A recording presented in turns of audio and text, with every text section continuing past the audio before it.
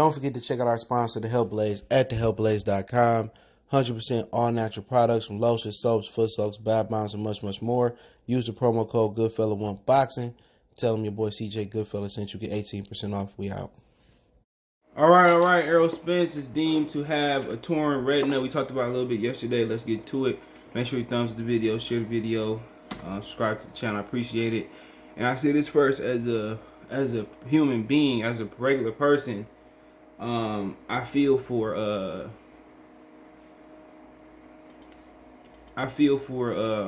Errol Spence, but as a boxer, I really don't have no love for him for what he did to boxing, the hypocrisy he put out in boxing, and we're gonna have his fanboys in the comment section, saying, CJ, man, you a hater. I don't understand. If I'm a hater, you don't like this subject, or you don't like my videos, why are you watching? That's why in the comment section yesterday, well, cover more, but than the same few boxers. Well, shit, nigga, support more than the same few boxers. When I did the videos about different things in boxing and other weight classes, you niggas didn't watch it. So I'm not gonna keep creating videos that y'all niggas not gonna watch.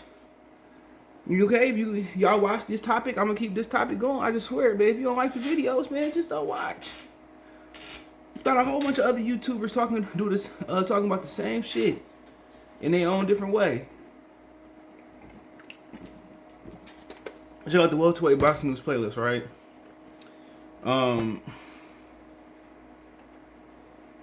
So I'm trying to get to it, man. So it says that hold on. Coverager broke the news, all right?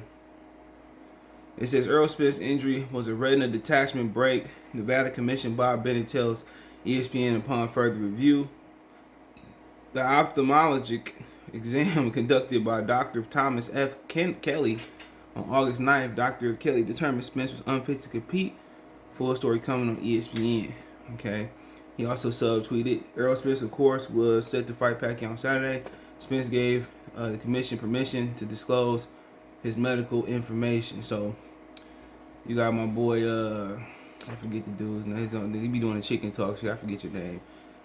He said that this is a violation of Earl's hypo whatever rights. What we read right there, Earl gave them permission. And like I said before, people say, well, Sugar Ray Leonard bounced back. Sugar Ray Leonard took like 3 years, about a little bit over 3 years off. So he took a little bit over 3 years off, and came back. And you got to remember too, Errol Spence, man, he's a big guy.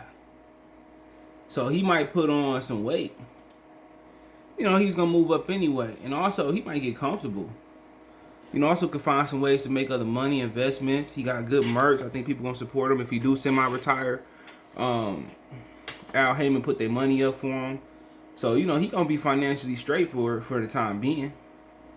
But is he going to get that itch to fight? I just have a hypothesis. I think he wanted to retire. When you talk about he was going to fight Pacquiao, Ugas, then Canelo Alvarez, I think he knew he was going to retire. And I think he one of those guys, not saying he wouldn't unretire. I think he's one of those guys that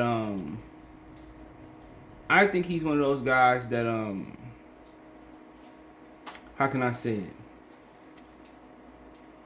I think he one of those guys that that's not gonna stay in boxing for long. Okay? I don't think his plan was to keep taking punishment for long. Remember, he started boxing late. I think he was gonna get out of boxing, and I don't think his plan was to stay in the sport too long. So, that's just my opinion. I don't think they did not put the story up. From what I see on ESPN, the full story hasn't gone up. So, I don't think he one of the dudes that want to stick around for long, and who want to take punishment for long. But I think I got a hunch that he was going to retire already.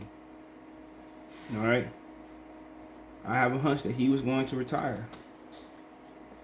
And people say, what you mean? I mean, when you about to go up to middleweight fight Canelo, why come down and fight Crawford? You're going to make about 50 million fight Canelo on traditional pay-per-view. Because you got a good fan base. Canelo got a tremendous fan base. But, and people say, well, Danny Garcia caused it. We don't know what caused it. Because apparently he act like he didn't know. And maybe he didn't know. But when you got a torn retina, you know, they say. They say you know. And also it's his lead eye.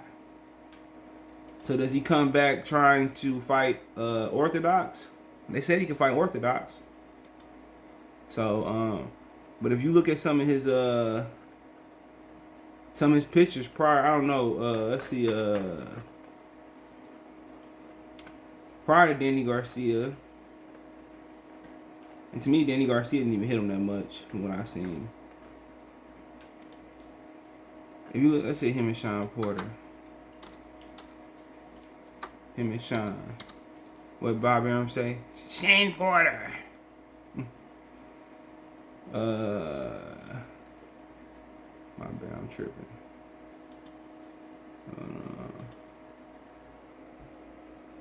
So his eye was a little bit iffy versus Sean Porter. It's kind of, I don't know if that's just naturally the way he is. It's kind of, his left eye is kind of more swollen than his right eye. But versus Sean Porter, you can see that, you know, because I was kind of, you know, but who knows, man? Who knows, man? Honestly, man, as a human being, I feel for him, man. His ability to make money for his family, all that shit. I you know, that's tough as a provider and as a black man in America. It's tough to already make it, man. So I feel for him, man. I really do. I really do, man. And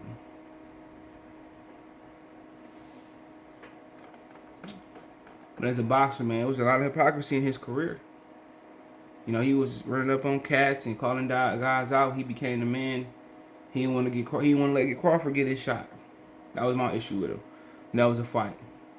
You know, that was a black fight that we all wanted to see, man. And everybody wanted to see that fight. And that could have changed the trajectory of boxing. But it ain't saying that he won't be back. Apparently, they think he will be back. But a detached retina, man, that's nothing to play with. That is nothing to play with.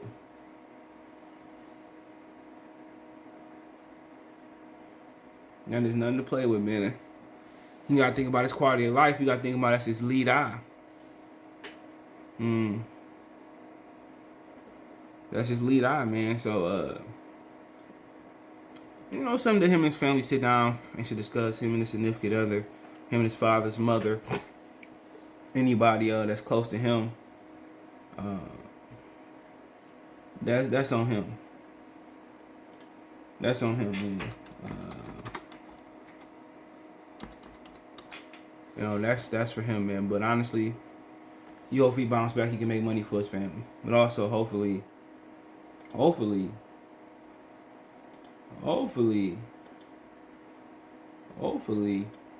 he make the right decision based on his health. Sugar Ray Leonard took 3 years off and he came back. Maybe, you know, from that point, from was that 87, whatever it was, from that point, medicine has advanced from 87 all the way to 2021.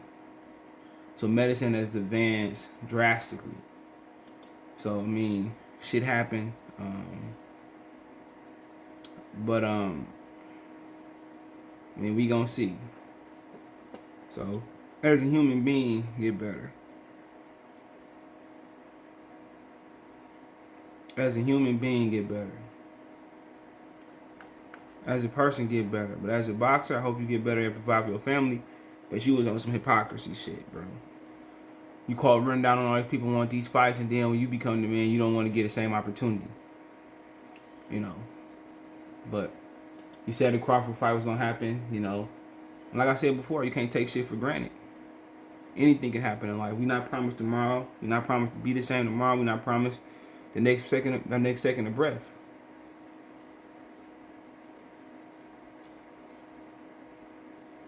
We not. So, you know, he young, you take shit for granted. Now, shit, his career could be over with. Now we gotta talk about shit they strip him. Should he come back next year? We talking about detachment. We not talking about a tear. And they lied about the detachment. I mean about the detachment. So now we talking about stripping him. Now what if Pacquiao retired? He beat Ugas retired. That belt up for grabs. Errol dropped the WBC IBF. That's up for grabs. Don't forget, Josh Taylor can jump up and get a crack at any belt he want. So let's say he want to jump up to WBC and get a crack at because his number 2 retiring Pacquiao, he become champion. He want to get crack at Sean Porter. Sean Porter versus Josh Taylor. Bam. WBA is vacant. Top rank got a Radazib Betaboo. Him and Sayonis or somebody Jamal James fight for the belt. Who knows? Virgil Ortiz the gold champion. And IBF, man, I don't know. Qdoba is the lead for that. He was PBC now.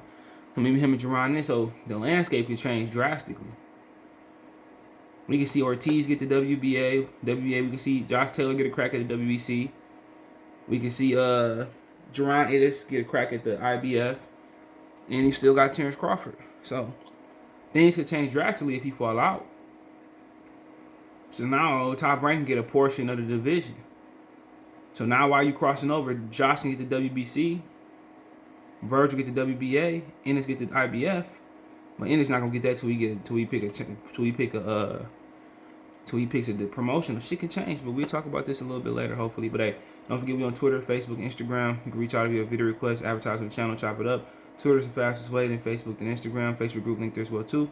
Appreciate that. Best way to donate or financially donate. Cash App, CJGood313, Venmo, CJGood313, PayPal link in the description. All that's in the description. I do appreciate the financial donations that you guys make to the channel. They go a long way, help me out a lot, help the channel out a lot. But don't forget the other best way to donate. Thumbs up, share the video, subscribe to the channel. Check out the welterweight and boxing news playlist. One time for the one time piece.